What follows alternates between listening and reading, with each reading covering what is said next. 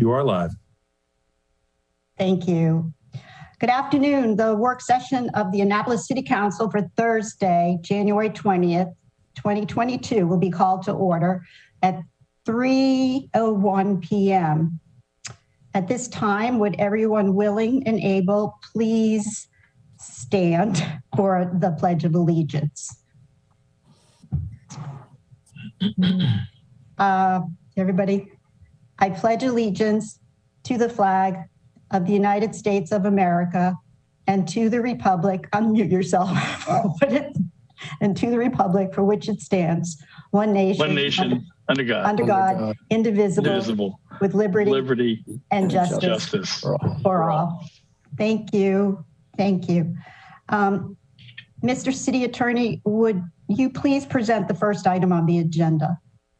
Yes, Madam Chair. The first item on the agenda is ID 24421, Charter Revision Commission report to the Council. Presenters are the committee members.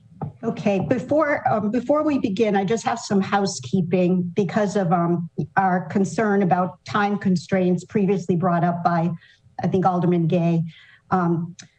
From my calculations, we have a hard stop at 5 o'clock. That gives us about 120 minutes. The two presentations should add up to about 40 minutes, which gives us about 80 minutes of council time, which gives us about 40 minutes of council time each presentation. So that gives us each about 5 minutes of asking questions. So just keep that in perspective when you're asking questions, that you're working within a window of 5 minutes so that everybody has a chance to ask questions.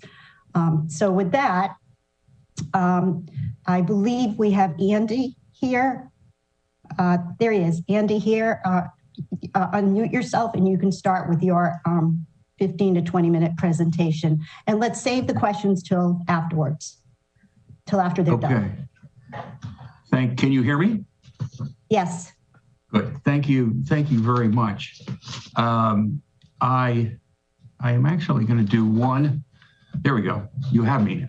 You have me in fullest. I will make this quick and I will respect the time constraints that you've set out. First of all, I'd like to thank, I believe we've got many of the other commission members aboard on this particular call, but I'd like to thank the members of the City Council along with the mayor for appointing us. We went through this, thank you, of course, back in September, but would like to actually reiterate the fact that we're very glad to be here. Also like to thank you for the kind words that you gave on the 13th of September at your meeting for the work that we have put in. Today's presentation satisfies, as far as we know, the council's request for an explanatory work session. So beyond personally thanking the dedicated group, I just like to very quickly go through who our members were. There's myself, I served as chair. I'm from Ward 1. Paul Rankin, I believe, is with us. He's from Ward 8. He served as vice chair.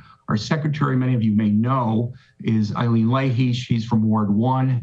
And alphabetically, so we're not doing this in any particular order, we had 6 other members. Minor Carter from Ward 1, he is requested to be excused from today's meeting, so would not join us or will not join us. Jeff Duran from Ward 1, Lawrence Harris from Ward 3, Ben Mendick from Ward 1, Rob Schneider from Ward 1, and Ron Schneider from Ward 1, and Rob Tufts from Ward 8. So that's the commission. We will also add that we do thank you for all the time that you gave us. We not only outreach to you, but also to many, many others. Committee essentially started on the 9th of March of last year. We concluded on the 13th of September. We had bi-weekly meetings, most online. We had a work session in early August. We had the meeting in front of you in, I guess it was towards the end of July. And we had literally dozens, if not 100 other interactions that we had, and that was spelled out in our report. What I'd like to talk about today is actually going to be at a fairly high level, but we saw our responsibilities as twofold. Number one, our responsibilities were set by statute. So in other words, we were appointed and then had to do a particular thing. So that's item number one. But item number two surfaced very soon after we formed as a commission. And that was that we started to see ourselves as citizens who could at least give you some advice on creating a more effective framework, maybe even an ideal structure for the city and its governance. So that was our target, that was our aim. So we decided very early on not to focus on just mere modifications. So we were not, and I think when we looked at the past commission's report a decade ago, we saw a little bit more piecemeal work. So this was wrong, this needed to be changed. So we were actually looking more from 40,000 feet than we are from, let's say, 5,000 feet or even from the ground. Although today we're going to get into some of those specific recommendations. We actually, in preparing today's remarks, I'm going to actually assume, and correct me if I'm wrong, I'll presume the report's been read. So we are going to highlight two very broad positions that we're taking. Position number one, I'll get into in a moment, and then position number two will actually have a little bit more detail. I will also like to point out that we explored as a commission, both directly when we had our meetings and indirectly when we discussed this with a lot of the people that we met with. We found an awful lot of material that we could have included in this report, which we did not. And those would include such things as cybersecurity, the balanced budget, looking at it as a policy issue, term limits, just to name a few. I mean, there are probably maybe 2 or 3 dozen issues that we discussed at length, but decided for whatever reason that they weren't fitting to actually put in the report, so we left them out. We can get into that in the Q&A if that is important. Remember I said before, there are essentially 2 broad positions that we have.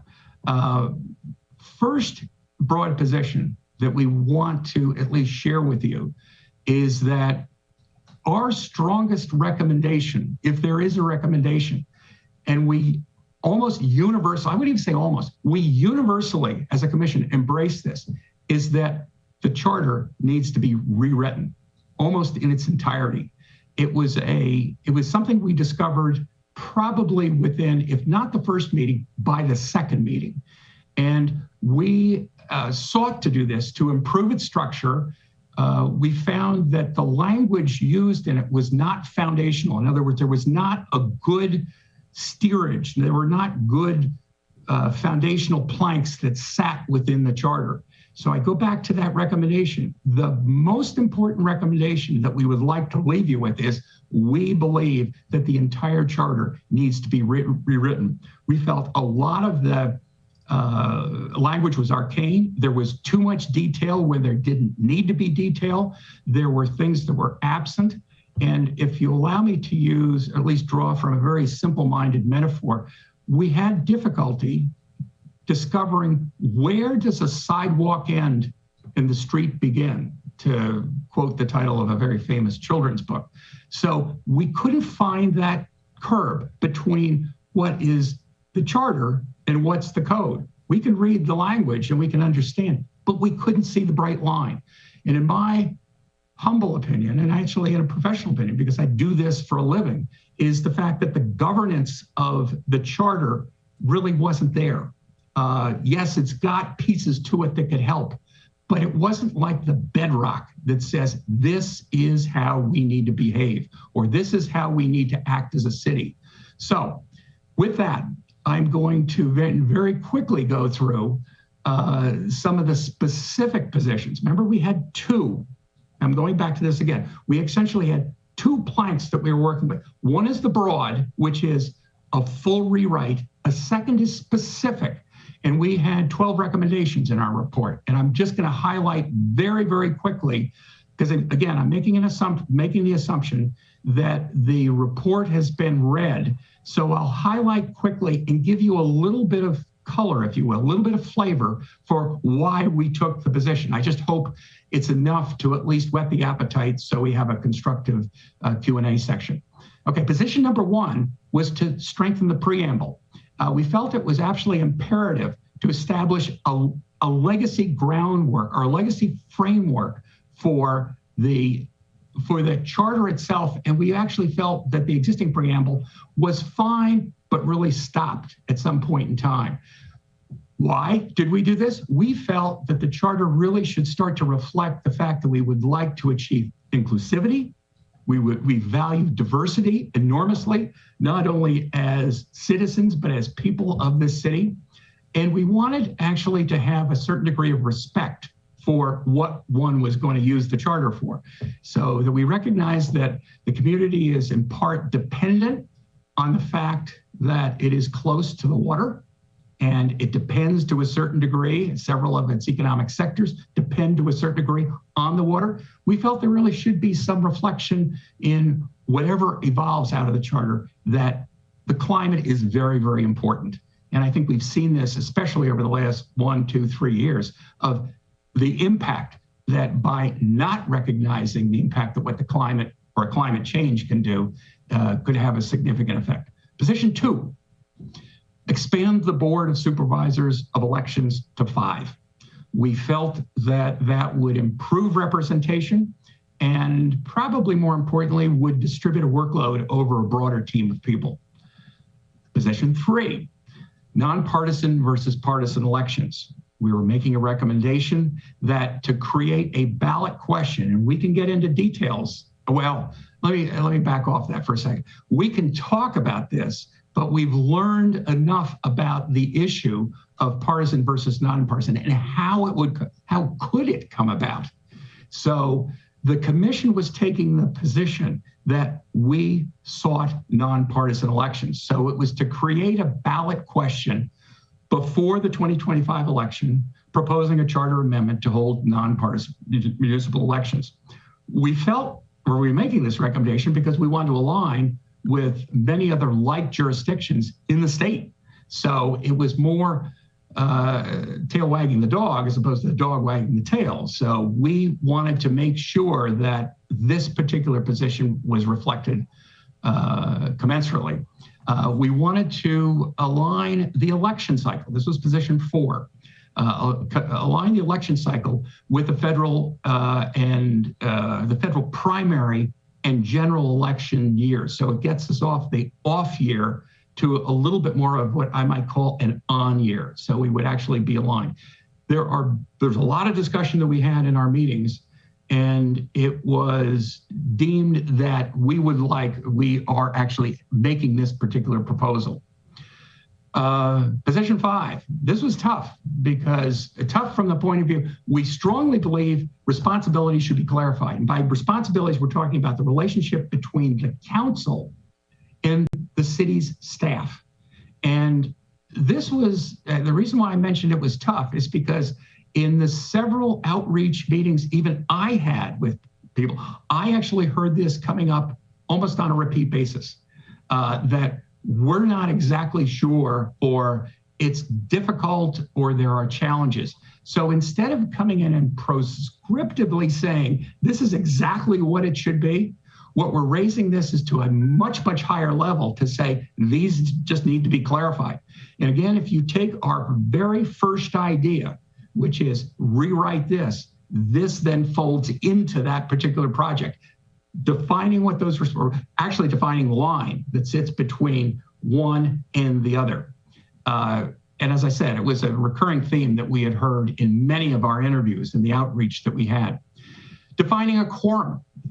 We found that there were some ambiguities, almost to borders on being confusion, in terms of what constitutes a quorum. And so our recommendation, and we go into, I guess I'm going to make a bit of a liar out of myself, because I said we actually do go in and recommend a change to the language of the existing charter. But the definitional change should indicate the number of members to be present to conduct a meeting. You're going to see position 7, and you're going to probably be confused. Why do you have a position that says one is to conduct a meeting and the other is to pass legislation? So there's a difference, but slight difference, subtle difference between the two. So position 6 was certain number of people have to be present to actually conduct a meeting. Number two was when you actually vote on something. Again, certain number of people have to be present. So what we're trying to do is make clarifications to what constitutes and what happens. And we can actually, as I said, in the question period, we can actually get into a fair amount of hopefully a fair amount of detail on this. We wanted to, in position 8, we wanted to actually amend the charter that will require a specific number of members' votes. Now, this is amending the charter. So this isn't actually passing an ordinance. So we're making a distinction between the two. It goes back to what I said probably about 5 minutes ago, 10 minutes ago now. And that was the charter should be highly foundational. It should create almost a position. I tend, in my work, I tend to call it, if you create an arc, and the arc as an arc as opposed to a direction that you're going. And the job of the charter should be highly directional, and it should be, as opposed to very proscriptive, which should be the job of a code. The code should be actually a lot more definitive. But this particular position that we're taking, position number 8, is the number of council members' votes that need to pass a charter amendment. And we had a lot of lively discussion over several meetings on this, on that particular point. Legislative procedures. This is essentially how, if you allow me to be a little bit casual here, how the sausage is made. How does legislation work? How do you get to the point? And we felt that the charter was absent that. We felt in some cases it was weak, and in other cases it was non-existent. Position number 10, define the term for refilling if there is the absence of the mayor, refilling his position, whether it's because of incapacity or resignation. We felt that wasn't clear, but we also felt this point was important enough that we were not going to leave this to the ambiguities of just define it. We just felt this truly was worth pointing out. Position 11 was very, very, unfortunately, our position is very broad here, but the discussion we had was very specific. And that is, we felt that boards, commissions, committees, that whole process needs to be rethought and reviewed from, and I'll be very general now, from the point of there may be too many commissions, boards, or committees. There may be, or the definition and the boundaries of those commissions are not very well thought out. I remember hearing in one of the meetings I had where there was it fell into the term of being a criticism, where one of the commissions doesn't even know what its boundaries are, and they, on a pretty repeat basis, kind of go beyond what they're, not to the betterment of the city, but just because this is what the commission wants to do. So that really should be defined and hopefully bracketed well. The last position we had, which is position 12, and I will wrap up with this particular point, really is pointing fingers at ourselves. And that was the makeup of future charter revision commissions. We felt, and you probably picked it up from the discussion that I had, or the introduction that I had in the beginning of these remarks, that we didn't, even though we had 9 members, we did not truly represent all the wards of the city. And now, I also accept the fact that this commission was formed in very unusual times, and we are sort of living through unusual times right now. So there's probably a very good reason why we weren't, but we felt there should be some mechanism in place that the next charter review commission that happens a decade from now actually represents all the wards. And so you get that diversity, you get the discussion, the conversations that would really represent the interests of the entire city. So with that, I turn my proverbial microphone back to Madam Chair, and hopefully we can answer some or address some of your questions. I'll start with just one question. Thank you so much, Andy. What do you want to come away with today? What is your definition of success in this meeting? Good question. if you only gave me one thing to come away with, it is the fact that the charter needs to be rewritten. I would stop right there. That I would like to see the council reflect on not necessarily how to do that. And I understand the political realities of rewriting something as consequential as the charter, and also the dangers and the traps. And there's all kinds of things that one has to be sensitive. But if you only allowed me one thing, it would be this particular document really does need work. And we felt, although we spent an enormous amount of time on it, we felt that we were probably not in a good position to actually provide specific, maybe even a model draft of what the next charter would be like. And I don't know whether my fellow commissioners that could potentially be on this call would want to add or could add. Oh, could they introduce themselves so we know Sure. who's here? Yeah, they can just start. I see Eileen. Okay. I'm Hey, Ben Ron. Mednick. I live in Ward 1. Right. I see Eileen. Lawrence Harris. Yes, I'm Lawrence Harris. I represent Ward 3. I did have an opportunity to participate representing Ward 3 and the folks who live in Parole. My first observation was that in view of the times we live in, we needed to address the issue of cybersecurity.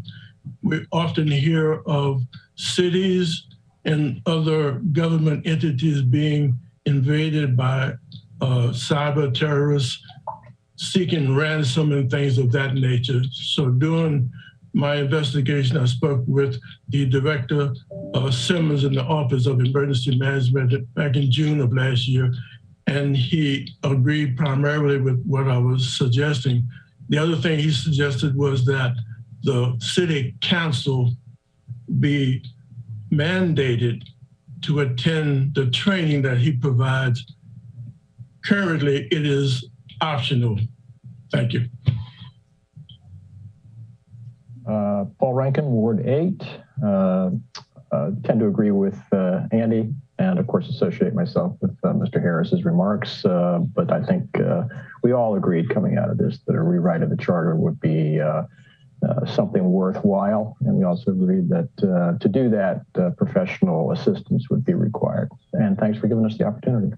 Thank you. Eileen. Oh, you have to unmute. Oh, there we go. I'm just going to reiterate again about changing the charter. I think it's also an opportunity for Annapolis to really do something not necessarily unique, but transformative if you want to, and look much more forward instead of piecemealing things together. But I think it'll give us an opportunity, along with the other things that are going on in the city, such as downtown, and actually in all of the wards, an opportunity really to pull it all together and to do something really that's going to reflect well on the city in the future, and not just, but also reflect its history too, and not just kind of continue with piecemeal, adding here, adding there. The other thing I want to point out is that when we looked at the charter amendments, I believe after the last charter revision, there were 5 that were presented and maybe 3 or 4 were passed. Since then, there have been 20 some charter amendments added. And that's just not really consistent with good governance to just be adding amendments here and there. It really is something that needs to be looked at as a whole with a lot of thought and a lot of professional input. Thank you. Ron, did you? No, Rob. I absolutely agree with Andy that the charter needs to be looked at and have a serious rewrite. It's about vision, clarity, brevity, consistency of messaging, and so that's.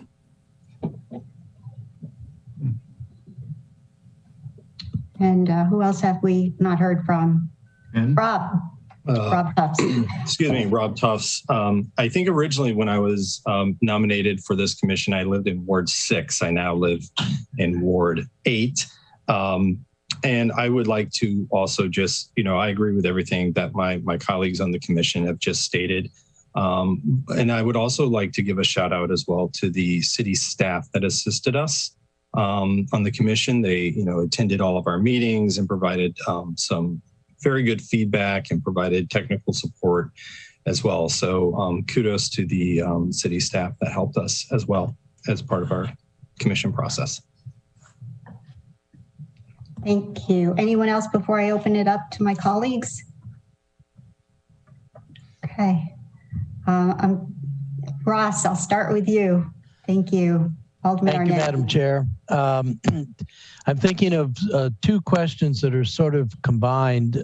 One of the problems that I have with the initial recommendations from the Charter Review Commission is the problem of getting things on the ballot. And I'll turn to the city attorney to this, but as I understand it, the only way items can be put on the ballot is through a petition that's generated by the citizens. And we know from not too distant experiences, it's extraordinarily hard to get us enough signatures on a citizen's petition to put something on the ballot. So perhaps one of the first charter amendments would be something that would allow the council, by say a supermajority vote, to put things on the ballot, as is done by the county council. The corollary, it's not a straight corollary, but it does seem to me that it is a good idea to have someone go look at rewriting the charter, or at least examine it. But the big question is who has the time and who has the ability. And it almost feels to me like that should be a contract effort that would be done competitively to bring in people from outside who have expertise to do this. I know as a council member, I don't feel like I have the time to do it. And I know we hear from our Office of Law who attend tons of our meetings and do a billion other things that while they may have the desire, it's not clear, and we'll let Mr. Lyle speak for himself, that they have the time to take on something like this, and maybe even not even the trepidation to do it, given how politically, what a political hot potato. So I guess I would put out, should we do a charter amendment to allow the council to put on the ballot charter questions like the good ones that are at the beginning of your recommendations, and then who can really rewrite the charter in an effective way? Mr. Lyles, do you have a response to that?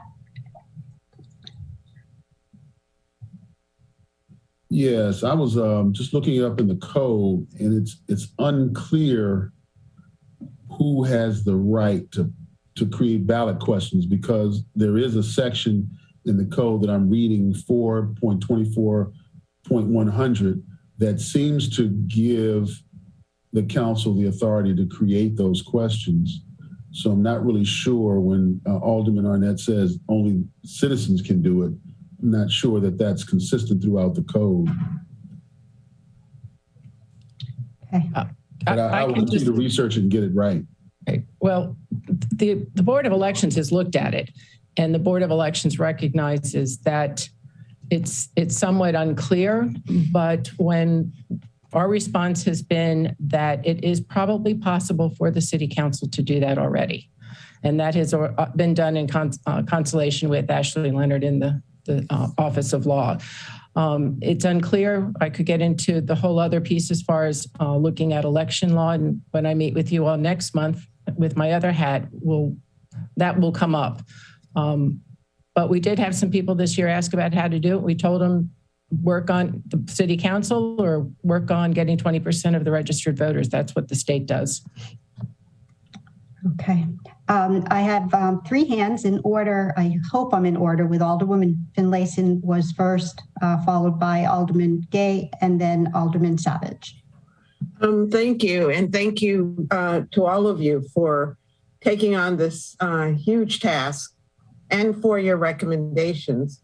I have a couple of questions about the election cycle. The first question actually relates to the recommendation of nonpartisan elections.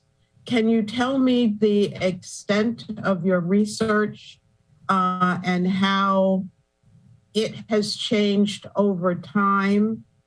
And maybe I'll explain. At one time, the parties were very, I want to say, close in their initiatives and in their goals. And over time, differences have sometimes increased, sometimes decreased. So to what extent did your research include the differences in the various parties that would allow us to have nonpartisan elections? Is that clear? I'd be happy to. Yeah, Paul and Ben worked, the way we divided work on this. And Rob, was it Rob? Right, correct. Rob and right. Okay. I'll start quickly and turn it over to Rob because frankly, he knows more about it than most. We did quite a bit of research. At least what I sort of focused on in terms of examining what was going on outside of Annapolis, as it were, in the rest of the United States, were some general facts, like a substantial number of cities, something like 28 out of the top 30 largest cities in the United States, might have been 27, already do this. So nonpartisan elections are actually more the norm than not the norm in most smaller jurisdictions. So our sense was that that alone is compelling, but I didn't get into party differences, and in fact, one of the reasons we suggested this was to begin to erase party differences. Rob? Yeah, and to follow up with what Paul just said, some of our research involved talking to the latest city in Maryland that just changed from partisan to nonpartisan, leaving Annapolis, Baltimore, and Frederick as the only cities that have partisan elections in the state of Maryland. Hagerstown changed several years back, and before Hagerstown, it was Salisbury who also switched from partisan to nonpartisan. So there has been a trend in the state, small trend, but a trend nonetheless of municipalities switching to nonpartisan elections. In my conversations with the Washington County Board of Elections and the Hagerstown City Clerk about their experience, they felt that one of the benefits to switching to nonpartisan was that it encouraged more people to run for office. People who might have been sitting on the fence previously were more encouraged to run when it seemed like it was a more open opportunity, which I think is relevant to the city of Annapolis now, considering we just went through an election cycle with quite a few candidates who ran unopposed in both the primary and the general election. So, we did research and talk to the folks out there about both the issues of the election cycle and as well as the nonpartisan. And I can say both the BOE out there and the city clerk just spoke very overwhelmingly about the change and how it benefited and how they felt it benefited their city. So there doesn't sound like there was discussions around the philosophical differences between various parties, for example. So that's what I was getting at, and that's what I was hoping that maybe you all had investigated. The other question about elections has to do with putting us in the federal cycle. And I think we have learned, and please correct me if I'm wrong, that if that were to happen, Annapolis would be at the end of a ballot. And, the belief has always been that people will pay even less attention to the city elections if it's at the end of the ballot. So did you investigate how that works in other jurisdictions, and whether there's a benefit other than financial, because it is a cost savings. But is there a benefit as far as number of people voting, increase in participation if you put your hometown, your city at the end of the ballot? I can maybe comment on that. I was just going to say that the Board of Elections has already started looking into some of these things based on the Charter Commission recommendations. And so at the next work session, hopefully we'll have a little bit more information on that for you. Looking at which cycle to go into or to stay independent. The other thing in regards to nonpartisan that is important to consider is what type of nonpartisan. They're not all created equal. And so there's various types of them. So hopefully I'll have some more information for you in February at that meeting. And if I can get something out beforehand, I can do that. It also does have ramifications in terms of whether the state would be able to assist with elections moving forward if they were nonpartisan, because the state doesn't do that. So there's a lot of different variations. I think one of the things that the Charter Commission recognized was that this recommendation has come up like the past 3 charter revisions. And so the move to making the recommendation, the recommendation wasn't so much accept nonpartisan, but make a final decision about it. And if the council can't do it, let the voters do it. Because there's always seems to have been some avoidance on city council members from taking that final and just saying, no, we're not going to do it versus we are going to do it. And that's really what the recommendation was, is to put it to a ballot question and let the voters decide. I just want to follow up with Eileen's comment real quick about that and say that, and reiterate that going into this, our decision was to let's have the voters decide because it has been put forth to the council a specific recommendation in the past. And instead of trying to take that firm stand to recommend that we take this to the voters, even if it might have to be a non-binding resolution. Thank you. Another quick question.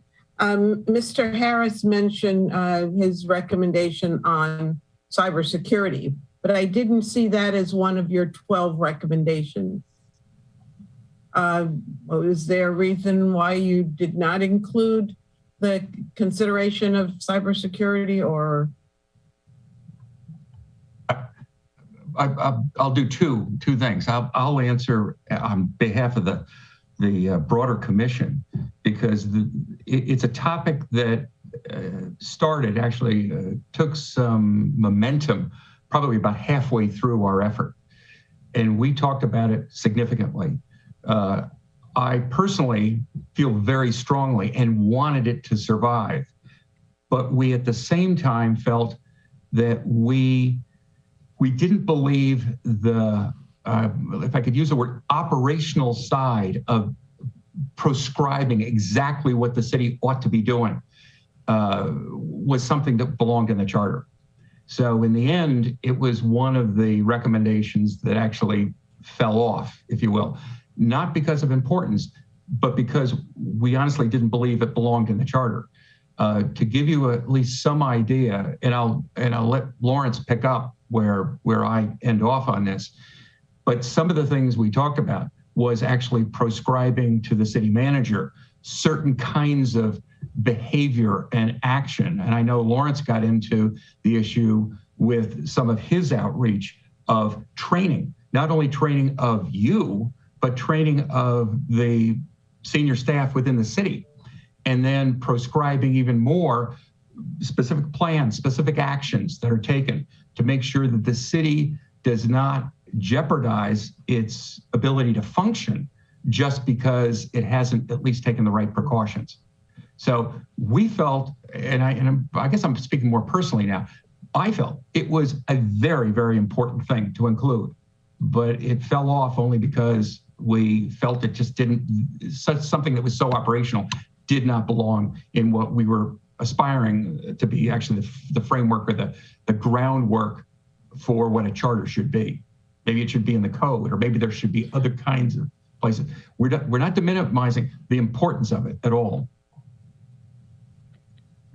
So maybe that could be a footnote so it's not lost to us that Definitely. It needs to be addressed, but someplace else other than in the code. Sure. Lawrence, just so we don't lose it. I'm sorry. I would just, and I have one more quick question. I'm sorry. Go ahead, Ms. I would just like to add to this conversation by saying that the idea of whether or not it belongs in the charter is a genuine concern. However, there are ways that it can be addressed through some of the city's operations that we currently have. And I took my concern to the director of the Office of Emergency Management, Director Simmons. Mm-hmm. And I recognize that he does not have all of the answers or the expertise, but I would suggest at this point that we seek an expert in information technology and pursue this as an issue we can address, maybe not for insertion into the charter, but one that could be placed somewhere in the city's authority, either the city manager or some other place, to have it addressed, because you don't want to wait until the bomb drops on us or be attacked by a very smart computer person and find that your city is locked down because we didn't address it soon enough. And that's the only other thing I would have to add to this conversation. Thank you. And I know I'm running over my time, but my last question is a very quick one. Okay. One of the recommendations had to do with, I believe it was our interaction with staff, which is already spoken to in the code. And I just wanted clarification on whether, one, we're not following what the code says, or two, if it needs to be strengthened. The topic came up as a direct result of feedback from our outreach. So in other words, after we would go out and we talk to each and every one of you, and after we would get that feedback, it was surprising the number of times this came up. And I'm not talking about the discussions with you as much as the discussions with the city staff. And whether it's real, we had to take these interviews at face. We had to accept what they had. We were not in a position to challenge or to say, well, we don't believe you. But it was a strong enough message, a vibration that came through this outreach is the reason why it ended up as a proposal, as something where we took a position on it. Thank you. Colleagues, I'm going to have to ask you to prioritize. I would just, thank you. I just wanted to say thank you. Okay. And now we have some direction as far as that is concerned. So thank you. Yeah, colleagues, I'm going to have to ask you to prioritize your questions. A time check, we have about 15 minutes before the transit presentation. So Alderman Gay, you've been waiting patiently. Thank you very much.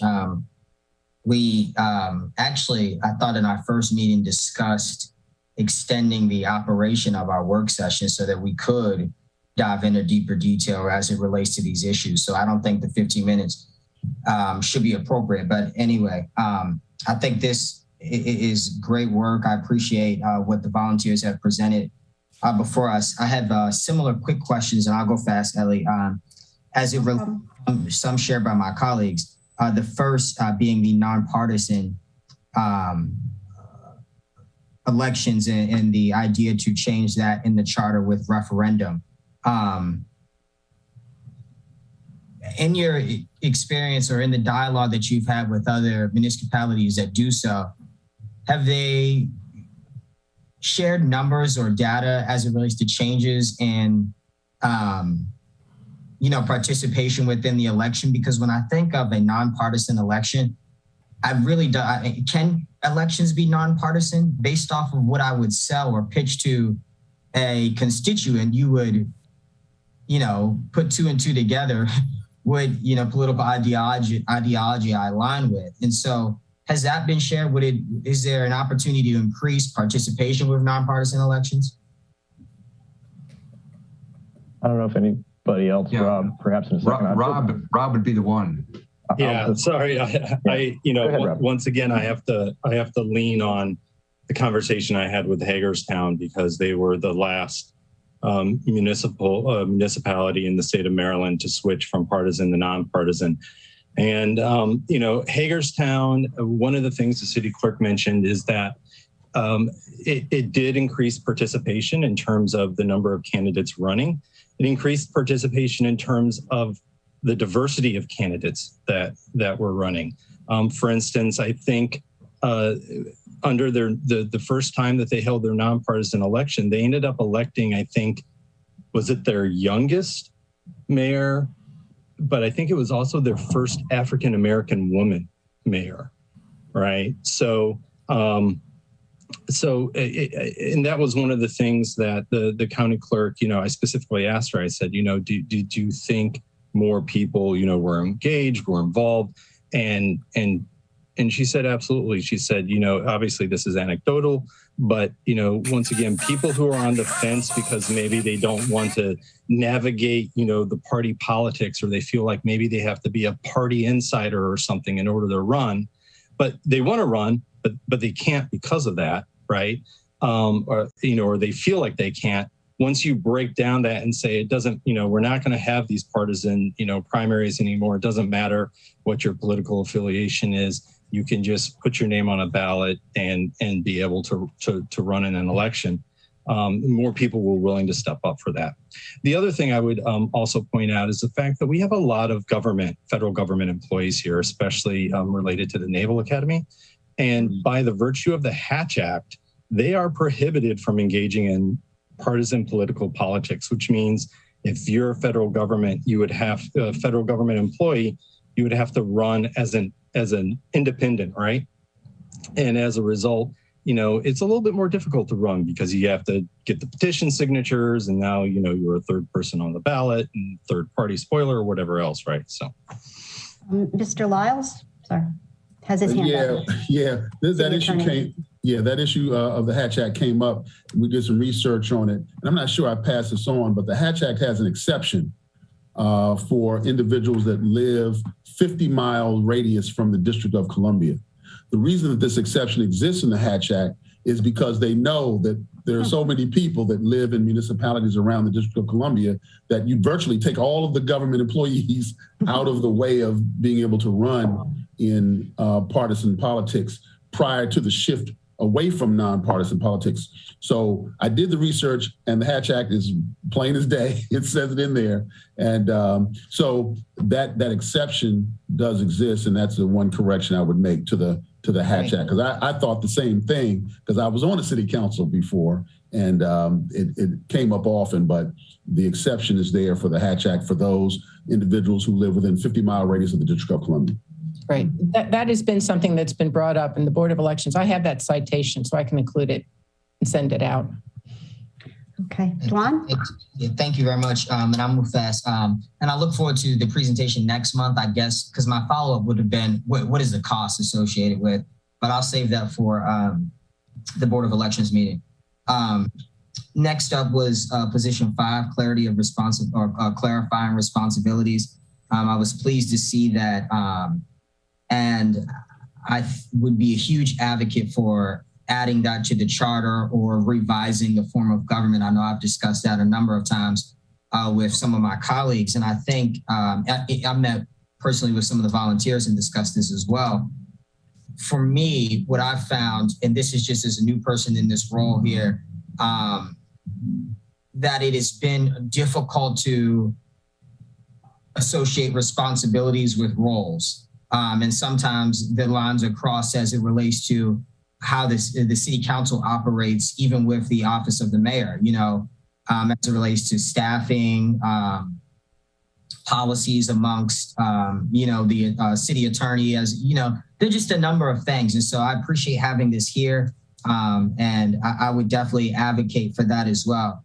And then I had 2 last quick questions. At the beginning, it was mentioned that there'd be an opportunity to create, and I'm paraphrasing here, new direction with the introduction of the charter. And I just kind of wanted for that to be expanded on. What do you mean by that? And you talked about inclusivity and diversity, and how can we better support that as well? Very good question. There's really two parts to the answer, and because of the time, I'll try to highlight those two parts as I see it, and other commissioners may want to chime in behind this.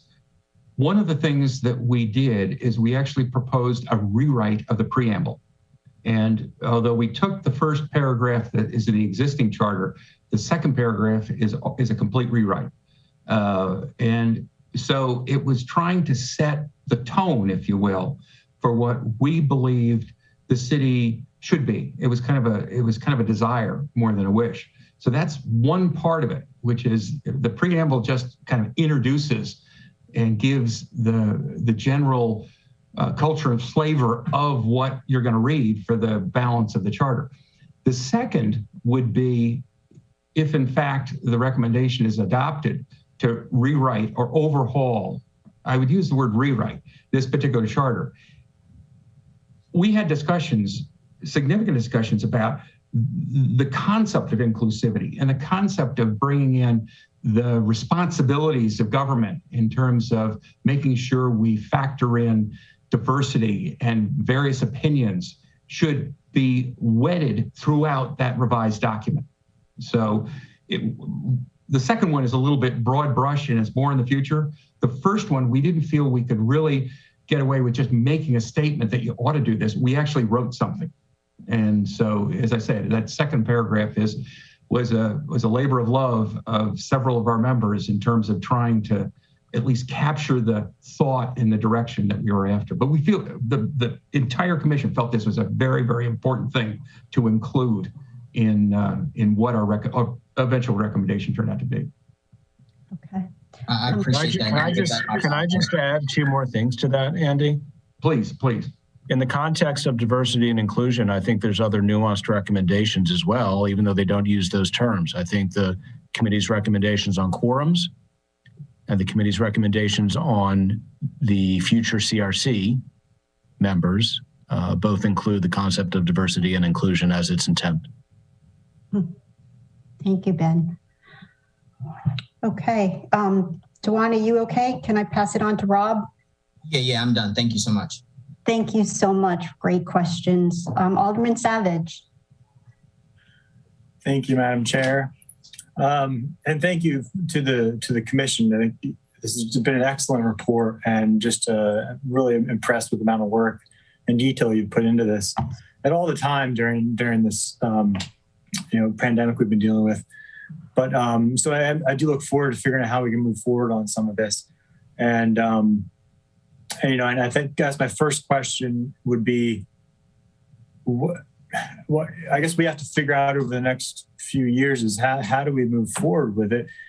I think it was mentioned about hiring, essentially bringing on board some other professional. If for example, which I suspect is the case, law office might not have just frankly the time to be able to deal with this. But if that's the case, what would that look like in terms of hiring somebody to do that? Are there certain firms we can pick up to help with that? And what role would the council administration and also our law office would play in that? I'm not sure. Was any kind of additional thought put into that process, how that might look? Paul, you. We didn't specifically look at names or that one could look at to help with the process, but we did in our outreach come across a variety of resources. For example, the League of Cities, there's a Association of Municipalities, Mayor's Association, and so forth. And all of these groups have a variety of technical expertise, legal expertise that they can refer requests like this out to. I also note that, for example, the city of New York, when it redid its charter, I think it was 2 years ago, I could be wrong, hired professional legal staff to assist them. So I think the resources are out there, but we did not look at or provide specific names to you. Okay. Well, thank you. And regarding just some of the two big issues from my standpoint, we talked about the nonpartisan elections, but I think more broadly are the election reforms. And I think if we end up putting forward a ballot question for nonpartisan, and I think that has certain strengths because I think it could help provide political comfort for people who may be nervous about doing that for political reasons. But regardless, I think that should be coupled with other things. For example, you mentioned moving the election dates, and my one question with that would be if anybody's looked into if we could put a ballot question on, for example, the midterm presidential elections or the federal elections, or could we put a local ballot question on the county election cycle, or how that would work. So I guess was there any additional maybe from Eileen on the board of? Well, I actually have asked that question, and we can't. So the earliest that could be put on for a ballot question would be the 2024 city elections, or the 2025 city elections. Okay, yeah, that's okay. Is there any way? Maybe this is a separate question to have a conversation to have with you, but I wonder if there's any other way around that if we need to talk to our colleagues elsewhere about getting some of their code or requirements changed. Because I'm just thinking, if we were to even go down this road, we get the ballot election on the next elections, and then I'm guessing they're not going to take effect, especially not partisan, until the next cycle. So we're talking 8 years out, potentially. Mm-hmm. Well, the city council, and we can review this more closely, it doesn't have to go to a ballot question. The recommendation was made because the city council hasn't made a decision. So either way, so that's why it was saying if the city council isn't going to do it, send it to the voters, but it doesn't preclude that it could be done a different way or in a different mechanism. Okay. The challenge comes up is if it all has, a different effect. So if Annapolis were to go to nonpartisan, it may be that it can't jive with, it may have to be separate than with an election cycle. So there's a lot of different balls in the air that have some interplay to it. And again, going back to an understanding of what type of nonpartisan do you want, and what is the goal for making it nonpartisan versus partisan? So for instance, are there other ways of being more inclusive? Right. Yeah, I think this issue may need more of a deeper dive, because I'd also like to, if we're going to do any kind of election form, look at coupling this with ranked choice voting or instant runoff voting, because I think that helps to ensure that whoever does win wins with a majority of the vote. And I think that also helps to kind of unite people, unite the voters behind whoever wins. But yeah, like I said, I think that we'll have to think about as council whether or not we want to set up another commission to look into that in greater detail. The last comment I had would just, the other big issue I see is just with your, and I agree with most of your positions. And I'm not saying I disagree with this one, but I think the other big issue has to do with clarification of responsibilities. And that is partially, as I think was mentioned, we have a hybrid government and has a lot of confusion with that. We don't have a clear separation of powers, clear set of responsibilities necessarily. But I think we hear a lot about what the council can't do, but we don't hear a lot about what, for example, the mayor can't do. And I think that's kind of indicative of a potential issue with where our law office is located, right? It's located in the mayor's office, and at times has been, I'm not saying necessarily during this administration, but we've seen throughout the years, it can become political. So was there any look at, I know other jurisdictions have their own legislative arm for the legislative body. I'm wondering if that was looked at all in terms of if we should look to moving towards that, or moving that office somewhere under city manager's office, or having each branch, so to speak, even though they don't really have branches technically, each branch should have their own representation. Andy, can you answer that bombshell question in less than a minute? Oh, you put me on the spot. The division of responsibilities, and it's a good question. We explored, and unfortunately, this is going to fall into a category which we did not adopt. But we explored the notion and did a fair amount of research into what's called strong mayor, weak mayor models. And we were, but let me get to the recommendation, because I think your comment was more focused on the role of, let's say, what's the role of the mayor and what's the scope of the mayor. We were more focused on the line that sits between the council, and I'll put the mayor in that category, and the staff. So it was kind of a different boundary. That was what the recommendation was.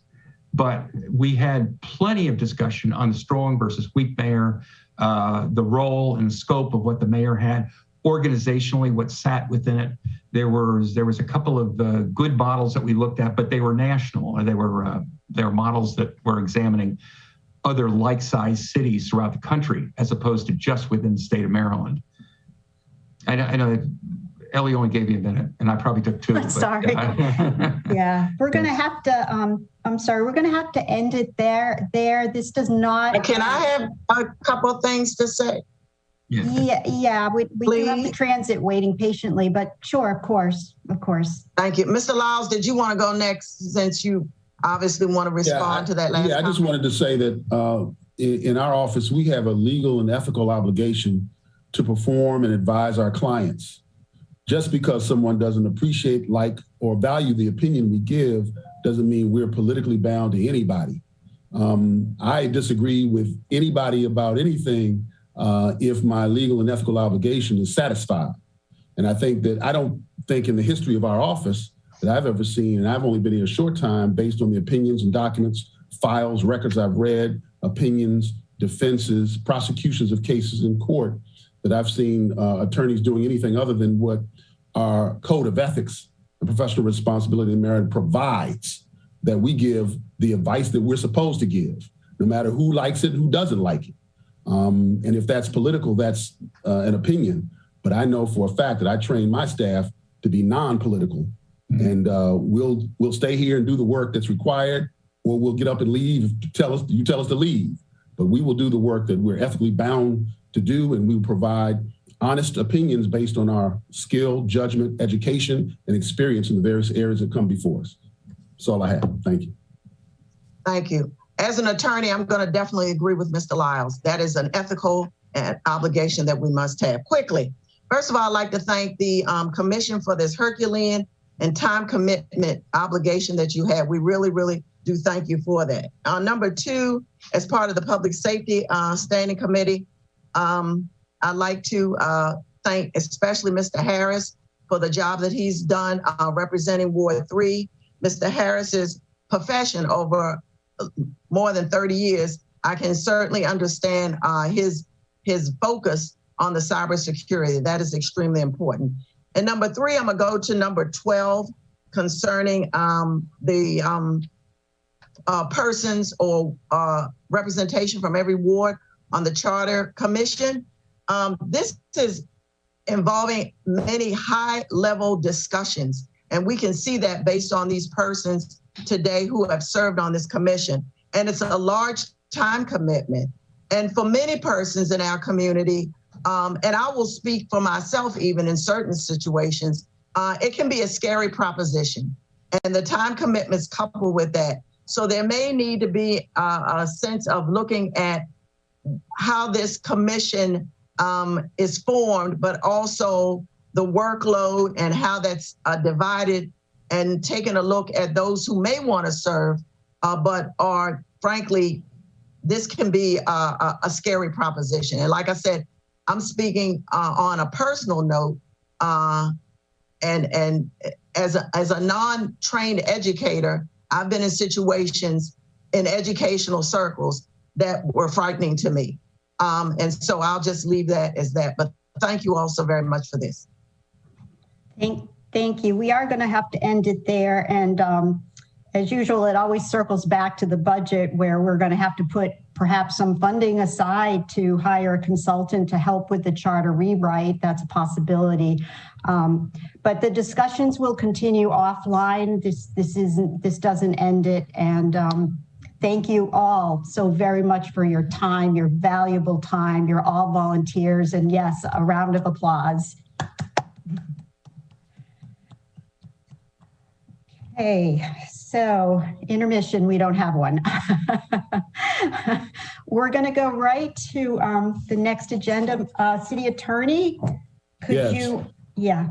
Yes, ma'am. The next agenda item is ID 267-21, Annapolis Transit Board, ATB finding and recommendations. The presenters are the board members.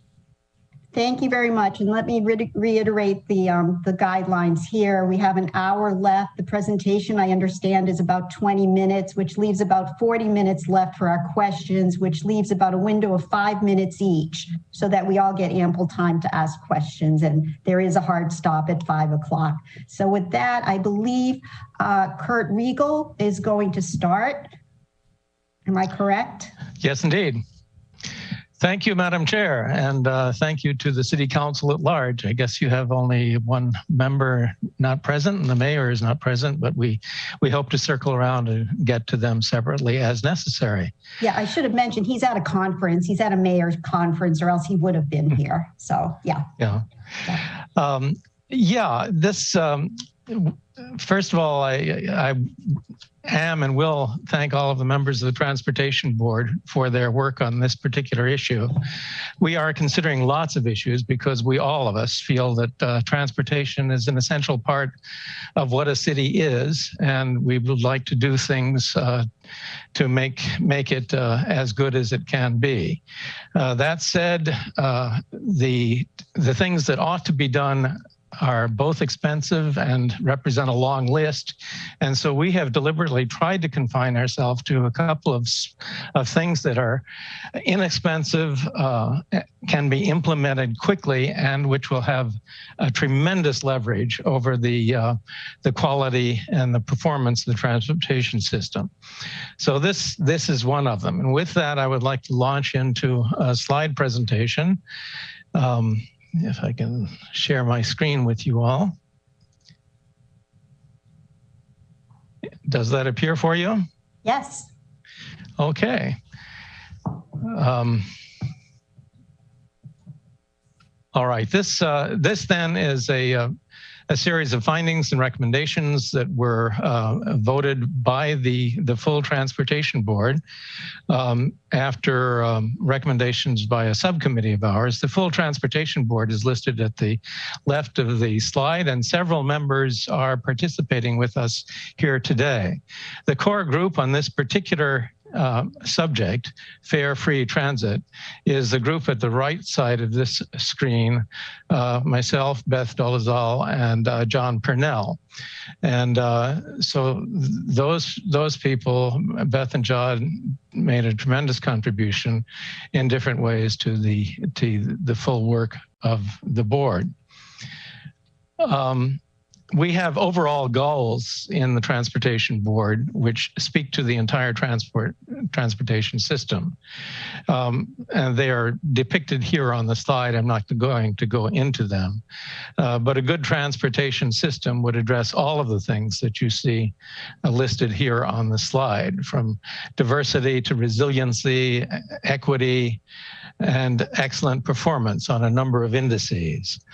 But stepping away from that, we wanted to focus in this particular initiative on one component of the transit component of the total transportation system of the city of Annapolis.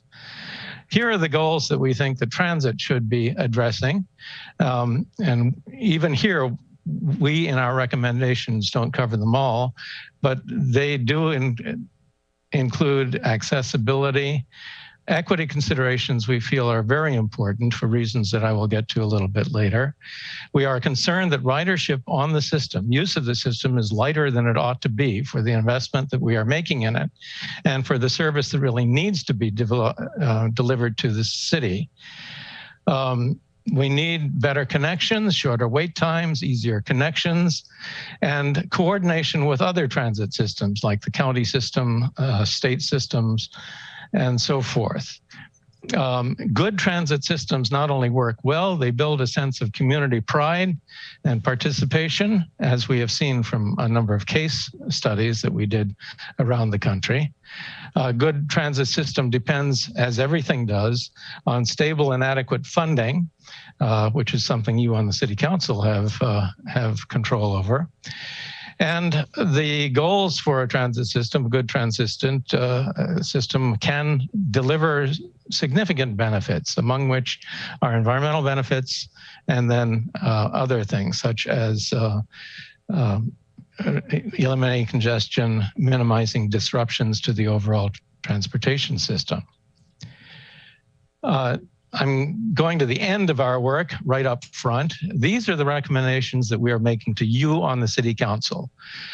First of all, to implement a system of fare free transit for the existing transportation system of the city of Annapolis. We recognize its weaknesses. We recognize that it doesn't do all of the things that it needs to do. But before attacking those larger problems, and that will probably take time and a lot of money, we do recommend that you implement fare-free transit essentially immediately. The work at City Dock and on the Hillman Garage presents both an urgent need and a unique opportunity to look at our transportation overall. And we think that this is an opportunity that we should seize. If the city is going to implement fare-free transit, this is a great time to do it. As in all things, our recommendations carry certain cost implications. I hope to persuade you that those cost implications are small, but there are some costs on the order of $300,000, which will have to be covered. And we have created for you a menu list of options that you can choose among to cover those costs. And then finally, we were concerned that as this is implemented, that it not be done in a way which is essentially destructive by cutting routes, by cutting service, or by other means that decrease the effectiveness of the overall transportation system. In a nutshell, this is what the Annapolis transit system looks like. All of the routes are indicated here on the slide. There's 7 regular routes. There's a circulator. The circulator is the only presently free component of the system. There is an on-demand paratransit system and a state shuttle funded by the state of Maryland. And you have their data on the frequency and ridership. The ridership numbers are there. They should be larger, and that's what our recommendations are intending to address. This is a very important slide, and I think it should convey to you why we think that fare-free transit is a sensible thing to do. Transit is not free. It costs a lot of money. We are presently spending a little over $5.5 million to operate the Annapolis transit system every year. But the thing I really want to emphasize is that the slices of the pie, this blue slice and this red slice, add up to 6.9% of the total. So a very small fraction of the total cost of operating the system is accounted for by fares that individual passengers pay. Most of these other costs are covered by other means. And so the very simple, but I think important point that we want to convey is that for lack of this nearly 7%, we are running a fare collection system which is inefficient, carries its own costs, and discourages a lot of people from using a system that we think ought to be used more widely and could relieve other elements of the overall transportation system. In doing our work, we tried to, I always believe in stealing good ideas from wherever they can be found rather than reinventing the wheel every time. And Beth Bilzal was very, very effective in looking around the country and identifying cities that had gone through this transition in the past. We had a presentation, for example, by the assistant city manager and the director of all of Utah Transit on Park City. They're running free system and have for some time. And it's a model that that I am particularly impressed with. It carries a tremendous part of the overall transportation load of the city and makes possible things in that city that would otherwise could not happen if you had to depend on cars alone. And then other places like Missoula, Kansas City, Corvallis, and even our local Alexandria, Virginia has converted to fare-free transit. Here are problems that Annapolis Transit is facing. We think it can do more to improve overall transportation resiliency and diversity. We're spending a lot of money to move people around. It's over $13 per passenger trip that we're spending right now. One way of decreasing that cost without spending more money is just to get more people on the bus. The cost per passenger trip goes down to the extent that we can attract additional riders to use service that we are already paying for. Right now, regrettably, we're waiting too long for the next bus to come along, and the wait times, referred to as headway in the trade, is something that discourages the use of the system. We think by implementing fare-free transit, some of the pressure on the system might be relieved, even to the point of making wait times even shorter by altering schedules and making bus more frequent. Ordinances and funding may be outdated. We don't have much profound to say on that point. Ordinance work will have to be done with respect to the budget. My impression is that not much else needs to be done, but perhaps Mr. Lyles has advice and counsel to give on that point.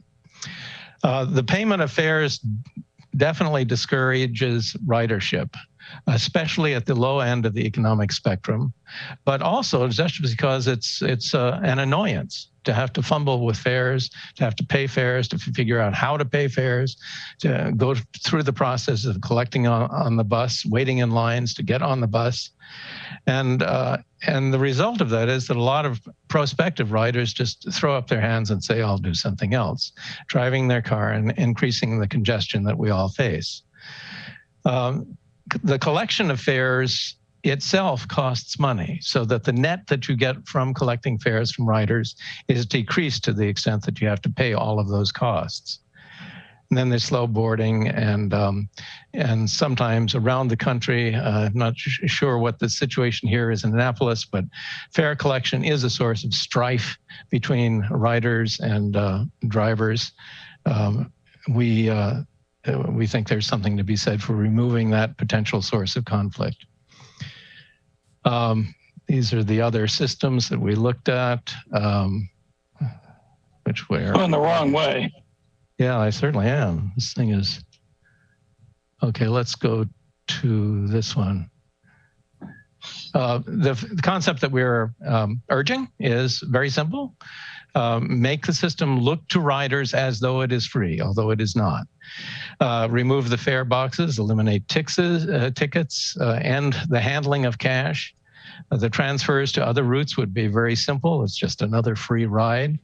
And we think it will dovetail very nicely with the Hillman garage renovation. I want to point out that fare-free transit is here already a little bit. The state employee shuttle is paid for by the state of Maryland. People who ride that thing as state employees see it as free.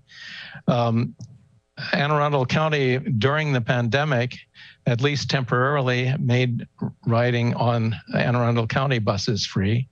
Our circulator has been free for some time, although there was that time, brief period, when it was free and then it became non-free, and the city council in its wisdom realized that that was a mistake and took action to make it free again.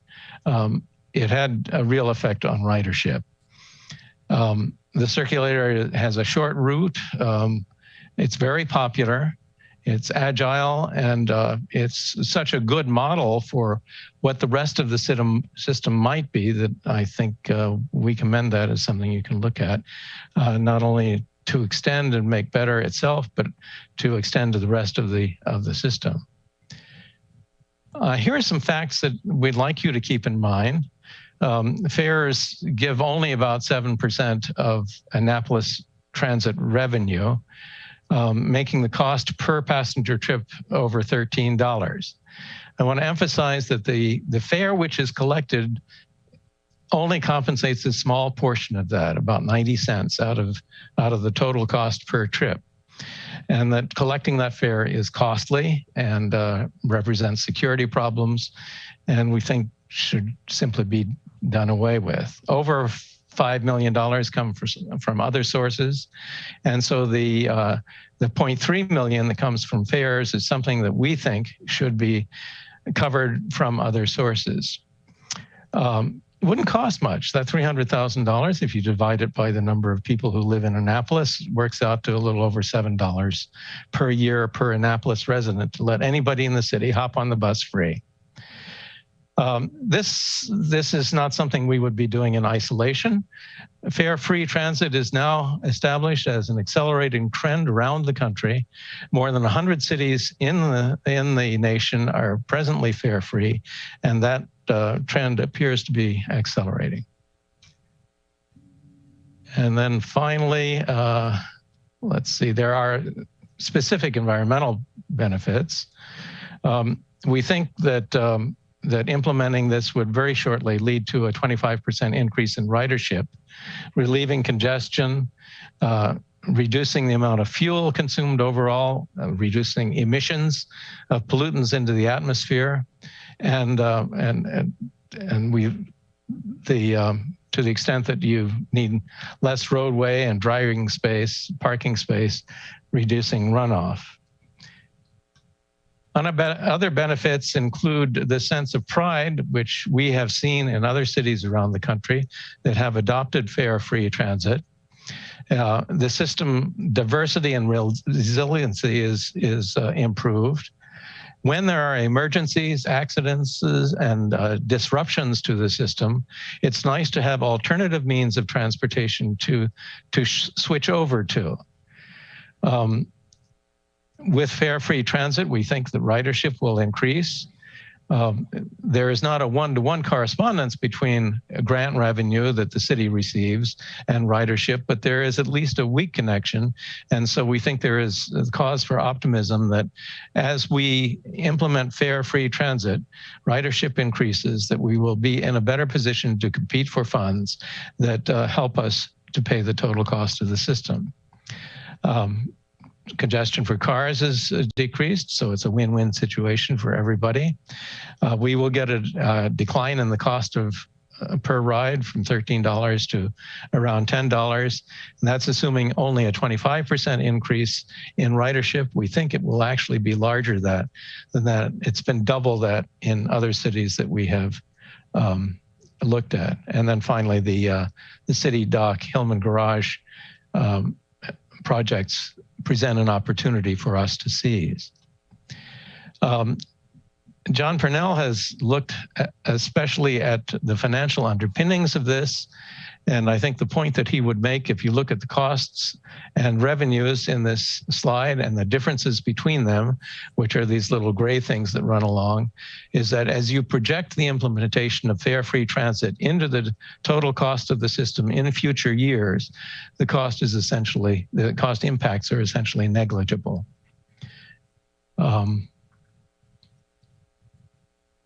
But there are costs, and we have to cover them. If we're going to find on the order of $300,000, where are we going to get them? Realizing that covering this is somewhat political, we are giving you a list of a menu list of items from which you might find this relatively small amount of money to cover the shortfall, so that fare-free transit could become a reality. First of all, preserve and enlarge the contributions that are already being made by the state government. Enlarge by whatever means of persuasion that you have, the contributions that Anne Arundel County is making to our system. Many other systems around the country actually have subscriptions to that system by major employers. So that's a possibility. And they have found ways of assessing businesses and developments that are responsible for generating transportation demand.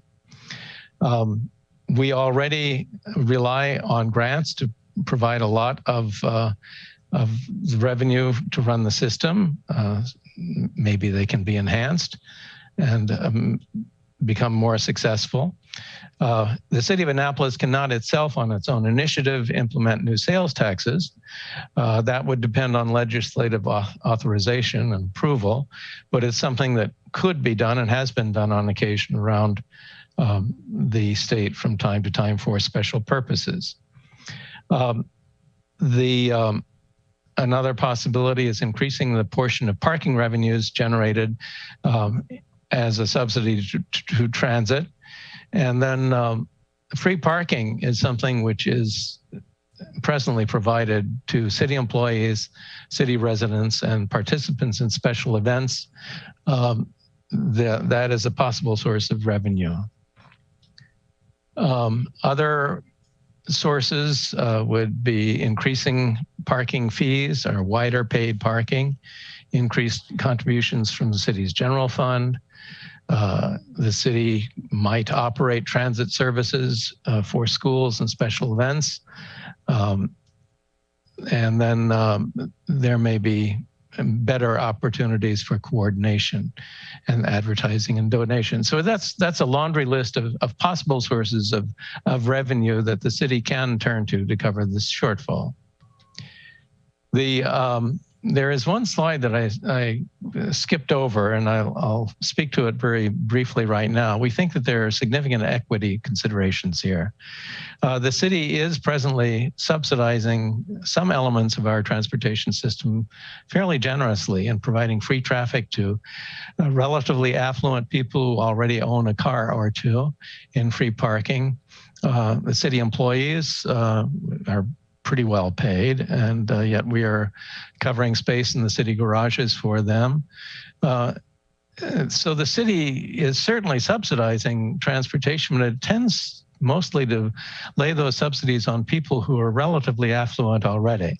And so we think that this would do a lot to equity considerations to make fares for a portion of the population that has to depend on transit to making those free. So these are our summary recommendations. Go to fare free, seize on the Hillman Garage project as an opportunity to make the transition, cover those revenues from a laundry list of possibilities that we have identified, and preserve the operation of the system, the quality that the system is now presenting. And with that, I would like to turn to the other two major contributors, John Purnell and Beth Bilzal, who may have some remarks of their own on the work that they did as a part of this.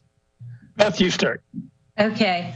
One of the things that we really feel is the equity part of the transportation system. But the one thing we did find out from, I'm the one that interviewed all the other municipalities, but we found out that actually the increase in the ridership is across the board. It isn't just certain demographics. It's actually across the board. The other thing they said too is that what they found is people took more trips and shorter trips rather than walking a mile or mile and a half to save the cost of the trip. They would take the bus, and that they would split their time up, run here, there, and everywhere, and use the bus. So the buses were very highly used. And I will say that even Alexandria, Virginia, which I don't know if you could put it kind of in the class of Annapolis, but they started in September, and in December, they had a 27% increase in their ridership just from September to December. So the increase in ridership is not something that can be thought of as, we're just pulling it out of the air. I mean, so one city in Oregon had a 70% increase in their ridership. So in the course of 3 years. So it really is a good thing. And also, we've got some really big employers here, such as the hospital that people go to for medical and everything, and such as the mall, and such as Rockwell Collins and different places, that we could serve with our bus systems. And people wouldn't be driving, and a lot of people won't drive if they have a good bus system to use. So that's what I found out in all the talking that I did with all these people, and all over the country. On the East Coast, West Coast, center, whatever of the country. It wasn't just one area. John? Thank you, Ellie. Thank you, Chairwoman. I'll make it very brief because I know I'm cutting into your time, but I want to make 3 clarifications. And I want to thank Jody Dickerson for her assistance and Kwaku for his assistance. Both have been very involved in helping us figure out the financials. So this wasn't a surprise to you. Kurt talked about very frequently a $300,000 gap to be made up. It's been a while since we've done this briefing, Kurt, so I'm going to remind you that $300,000 was the gross loss in revenue currently. 90,000 of that can be made up right out of the bat by eliminating current costs, collecting cash, doing all the things that we talked about, maintaining the fare boxes.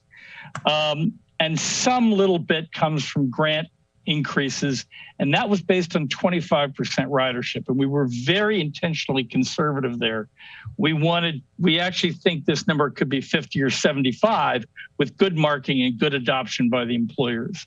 But at that very low number, we're in about $100,000 net gap range, $100,000 to $200,000 net gap to make up. So that's really the number that I think the city council needs to deal with. The second point I want to make is the state shuttle you might have seen mentioned in there. The state shuttle is revenue we hope to retain and view it more as a charter service operated on and for the state employees, which is what it is today. And the third thing is you might have noticed that Kurt talked about 6.9% and 7.6%. And if that was confusing to you, the reason for that is that the 6.9% is a percentage of total ADOT revenues. And the 7.6 is just that of the percentage of the transit revenues. So there are elements of Kwaku's department which are outside this consideration. So if you look at it just across the operation of the bus system, it's 7.6. If you look at it across all of Kwaku's operations, it's 6.9. Thank you. Thanks so much. Kurt, are you ready for us to open it up to questions? Yes, please. Okay. Yeah, everybody, you have about 5 minutes. I have a little timer here that's going to give you up on the rooftop little jingo here, but sorry, go ahead.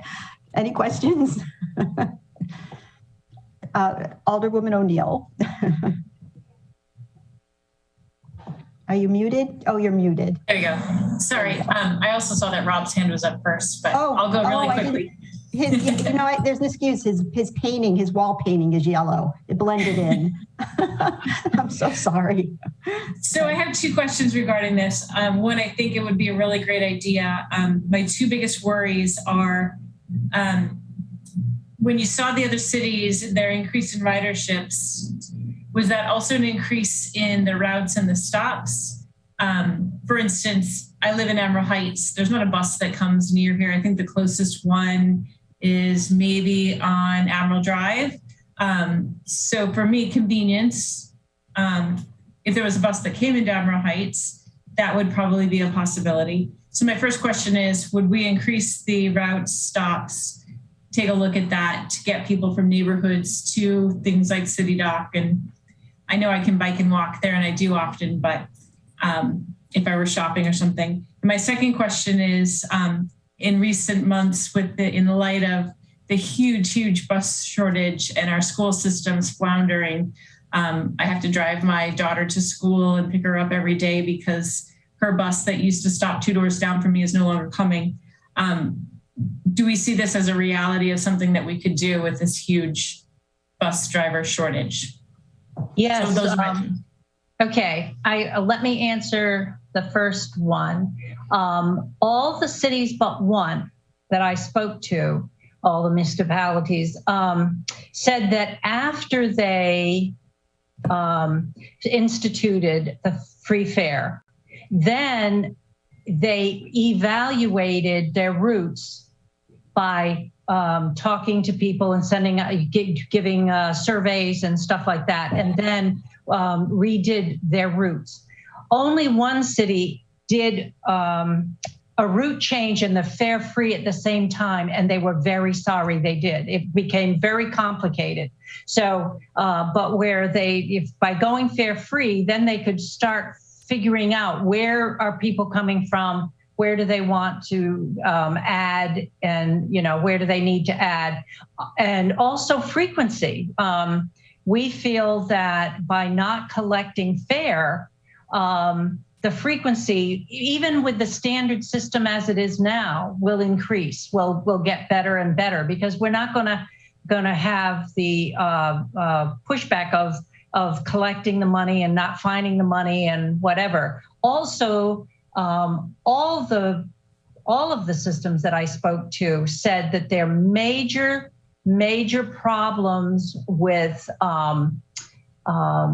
on their system dealt with the payment of money, and that the major problems with the drivers, between the customers and the drivers, was dealt with the payment of money. People couldn't find it. They didn't know where it was. They didn't have it. They still wanted to ride the bus. You can go on and on.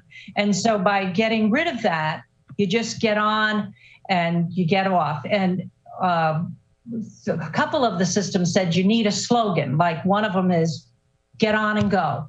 That's their slogan, get on and go. And so it's that kind of thing. What was your second question again? Sorry. It was about the shortage of bus drivers and available staffing.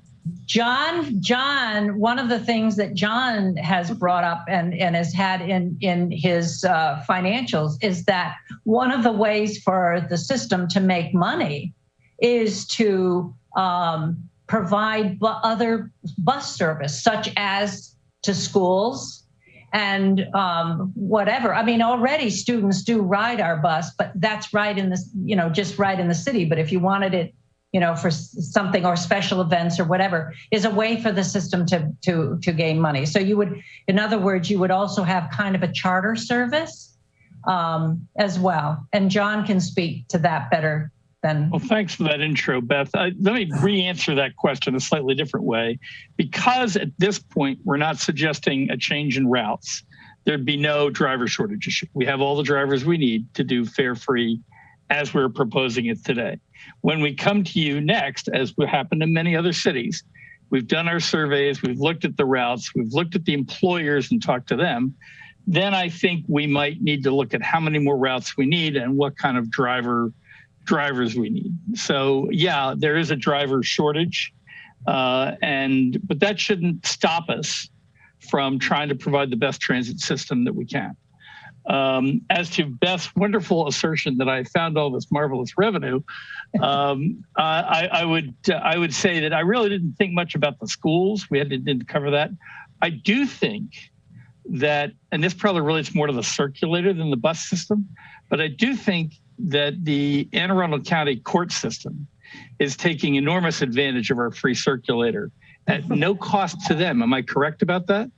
Yeah. I mean, on most mornings, they move 70 people or 50 to 70 people from the Weston to the courthouse. And I think there's somebody we could go to for a little coin, folks. Arma, I have a reaction. We deliberately confined ourselves to the fare portion of this big problem. And but I have to confess to you and to the City Council at large that to the extent that we are successful and spur an increase in ridership, we will also generate increasing demand among riders for improved service. I consider that a very good problem to have to deal with. Before I go on to Alderman Savage, I do want to say in addressing number one, we are looking at an on-call system. I think that would address your problem about getting access to areas that don't have bus stops. I know Dr. Dua is working on software for that we approved in the last budget. So are you good? Okay. Alderman Savage? Thank you, Madam Chair. And thank you to the commission for putting all this together. I'm certainly warming up to the idea. I see a number of benefits to it, but I do think there are a couple of hurdles which you've talked about quite a bit. First of all, obviously, is the money. I think you identified a number of potential funding sources, and but also had to reshuffle, which I think we would need some time to look into. And especially, I think a lot of these would be important to come from the administration or a council resolution to try to encourage and try to get some cooperation from partners who may want to contribute. But that's certainly the biggest hurdle, because it's still, I know overall it doesn't seem like a lot of money, but believe me, having to go through a number of these budgets, that's a lot of money for us to find. And unless we want to cut something, we've got to find a funding source, and that's going to take time though to build those partnerships. But again, I see a lot of the benefits environmentally and so forth. My other hesitation though is I feel like we have a number of efficiencies to make with our existing system still, and we also are missing a lot of data. Something I've been asking for since probably day one, since I've been elected, is to get at least some statistical snapshots of real-time ridership data. And what I mean is to have, so we can determine when are the peak usage hours and how many people ride during those peak usage hours, because I suspect on some of these routes, we don't need these big buses holding whatever they hold, 30, 40 people, all day long, when the peak hours might just be for a few hours here and there. Yet we're burning all this wasted fuel on these huge vehicles. But again, without the data, I'm just making a hypothetical or a hypothesis there with what I think is going on. But I think we need to get that, because I'd hate to, in some ways, further subsidize an inefficient system that is perpetuating and continuing even more pollution and spewing out even more pollution by being inefficient, especially as we talk about all our climate goals. So I think we need to look at that a little bit more before we jump into this. But all that said, I think you also make very compelling arguments, and as it comes to the funding part of that, we have you point out that we have a parking system that is set up to kind of support these. I'm trying to find the exact quote. You said, it is curiously inequitable to maintain a policy of providing free parking to relatively affluent city residents owning one or more cars, while requiring the collection of fares from transit riders who often have low incomes and no access to private automobiles. And your next point about residential parking on streets for affluent residents, which is subsidized heavily and lower than the market rates for the parking facilities. And that does, I think, speak to this. We have this whole system that's set up kind of perpetuating car ownership and transportation, working against our transit system. So I think those things could need to get fixed. Maybe that'll help address the funding issue. Question. No, go ahead. So my question, this is the end of my comments, has to do with towards the end on page 13, I think you're talking about Missoula. I thought it was interesting, the statistics there in terms of their ridership has just increased quite a bit, 70% increase, and a lot of favorable polls from the riders. But the one question has to do with advertising revenues. It was mentioned that advertising revenues, I guess, in Missoula were so small they were abandoned. I'm curious, with your calculations on the cost, did you take out, were you assuming advertising would continue, I'd love to see it removed because I hate seeing these big buses with just advertising on the side. It should really just say Annapolis so people know what the heck they're getting on. We didn't, to answer your question, Councilman, we didn't consider the removal of advertising, but we concur with your instinct and the numbers bear out the fact that advertising revenue was relatively irrelevant to this conversation. And here's a couple of points. The exterior bus wraps and the don't matter in this calculation. If we increase the ridership 300%, the same number of people see the outside of the bus because that's everybody else in Annapolis. It's the inside the bus and the bus station, the little hut advertising. They're really small. They've converted mostly that I've seen to PSAs from the city rather than paid advertising. So I actually, without doing the numbers, feel I can give you, and I will take the action to later give you the advertising revenues for the past 2 years. But it ain't much. Yeah. Rob, several of your, I totally agree with some of the questions that you have raised. We, at this point, deliberately avoided the problem of route reconfiguration, of reconfiguring the mix of vehicles that are in an optimal system. Those are very important questions. They need to be addressed for the long term, but that's the point. It is a long term to deal adequately with those questions. And there are sums of money involved that dwarf the 300K that we're talking about here. And so my strong recommendation would be to do those small things we can do fast now to set the stage for these very important things that must come, but must come on a longer time scale. Yeah, I hear you, Kurt. I think the one challenge with that is just that if we do need to go back to the taxpayer or any party to support our transit, I think we need to be able to say that we have the most efficient system that we can make it, and we're not asking them to prop up some unnecessary huge diesel guzzlers in our system. Yeah. Can I go back to the advertising part? Yeah, very quickly. I need to turn it over to Alderwoman. Yeah. Okay. What we found out by talking to people is you're right. Advertising doesn't give you very much, and an awful lot of the transit companies are getting rid of advertising as in all ways. They said that it was better to advertise the transit system on the buses. You know, the free transit system, where it goes, maybe the name, the whatever. It was better to advertise that on the bus than it was to try to get money for advertising. That it really didn't work for them very much. So everybody was getting rid of it. Okay. I'm going to go to Alderwoman Finlayson, and I didn't know if Dr. Dua wanted to say some closing remarks. Dr. Dua, are you there? Just so I can manage the time. I am here. No remarks, please. Okay. Thank you for the opportunity. Okay. Alderwoman Finlayson, followed by Alderman Gay. Yes, thank you. And thank you for this report. It's a very interesting concept.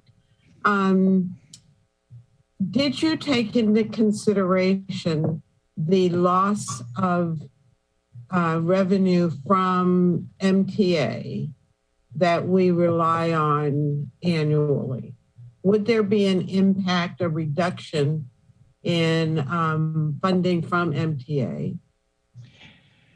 I think so. John, did you look at that?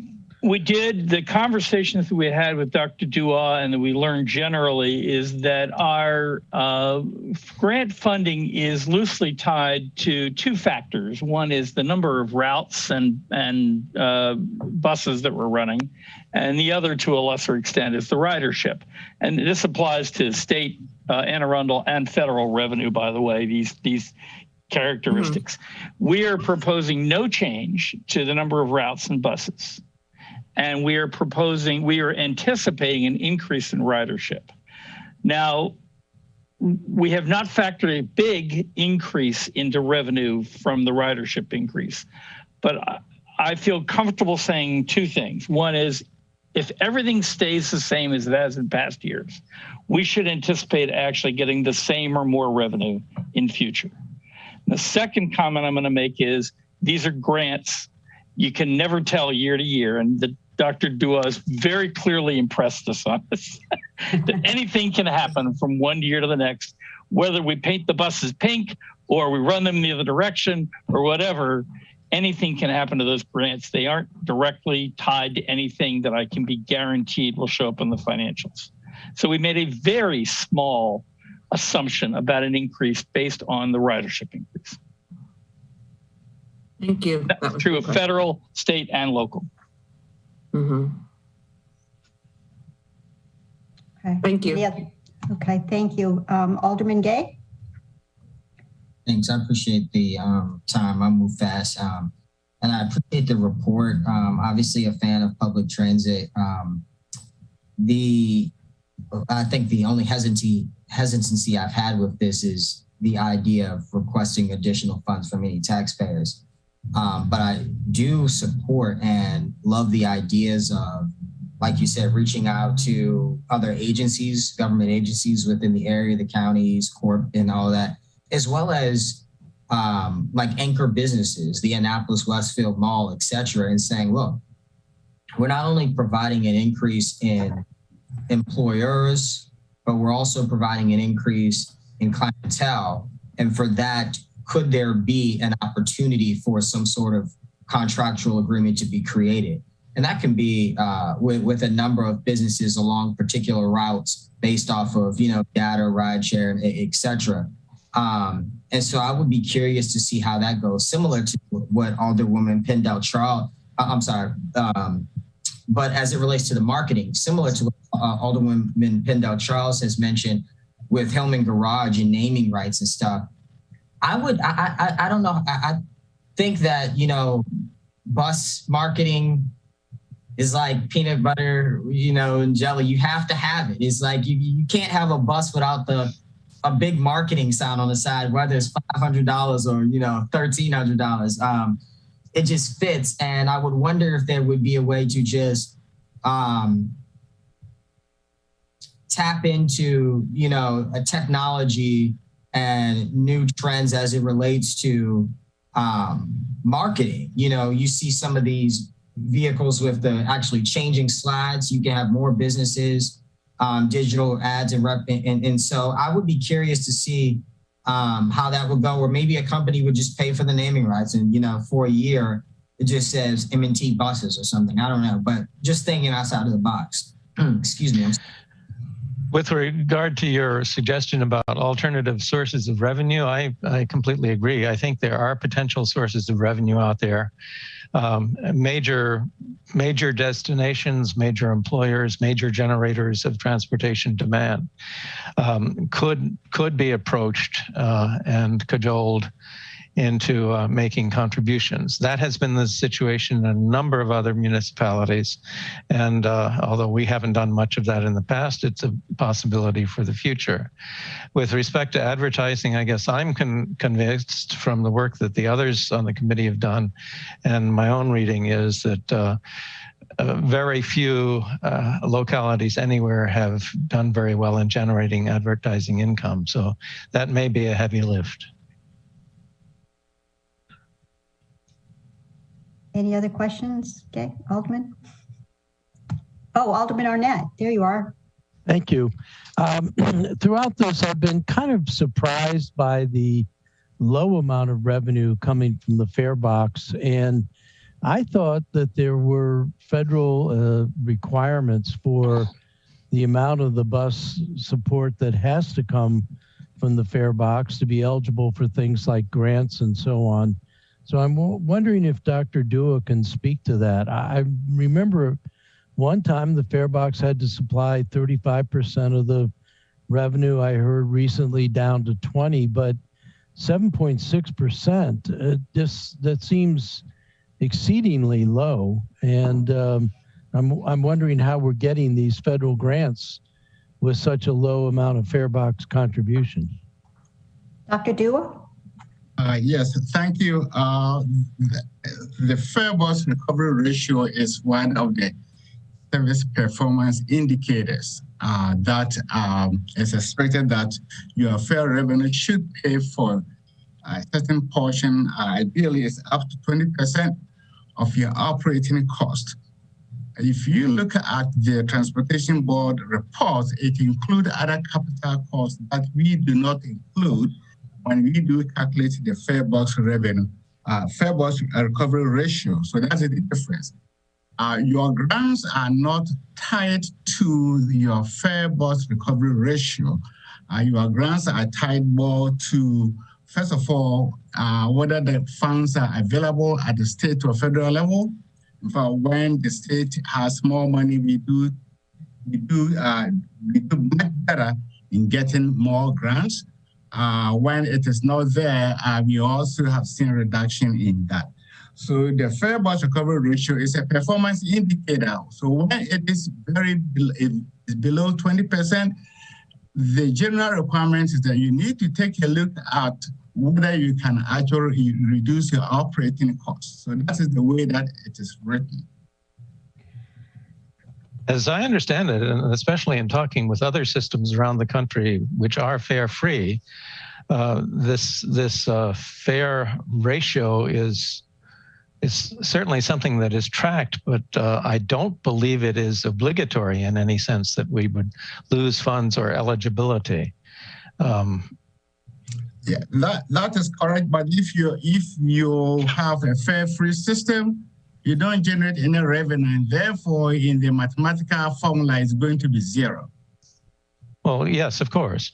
But my point is that one is not penalized in your application for federal grants because of that fact. That is correct. I'll also add, Councilman, that the feds only give us 4.1% of our operating income. So they're not even giving us as much money as we're making on the fare box. And you thought that was small. Mm-hmm. We're probably going to have to end very soon, but I think I'll take a little liberty here and circle back to, can you answer in one sentence, whether it's Kurt or John or Beth, reiterate that your main objective here is to increase ridership. I don't think that was clear in the presentation. I mean, it's sort of a chicken and egg thing here, but I do want, am I correct that that is your main objective here in the long term, to elevate our bus system and to increase ridership so that we have a very viable transit system? Yes. The short answer is yes, but then there are all these other benefits that we think carry weight as well. Oh, absolutely. But that's absolutely it. Yeah, and then it's not off the table that we might be able to do some kind of a pilot or something, which was proposed last year. But so we have 2 minutes. Any burning questions? Oh, Alderwoman Pendle Charles. Just very quickly, I'd like to thank the Transportation Board for this great presentation, and they had a wonderful one on this week at their meeting, and it was very enlightening and enjoyable. But thank you also very much for your very hard work. You're welcome. Thank you for that. And the Transportation Board. I'm sorry. I'm sorry. No problem. Alderman Gay. Add at the end and state the obvious. I fully support this because it just would alleviate so many transportation issues as it pertains to, our vulnerable low-income communities, and that's just blanket. So yeah. Absolutely. Absolutely. Thank you so much. So, Mr. City Attorney, would you please present the next item on the agenda? Madam Chair, your agenda is complete. Okay. Is there anything else for the good of the order? Hearing nothing. I look for a motion to adjourn. Where's Fred Bayonne? So moved. There you go. Second. Thank you for your hospitality. Yeah, I'm an umpire. All in favor? Say aye. It's so good he did not know how to end the meeting because he's. I know. I'm looking for someone else to end the meeting. Thank you so much for your patience. And as always, the conversation will continue. Bye-bye.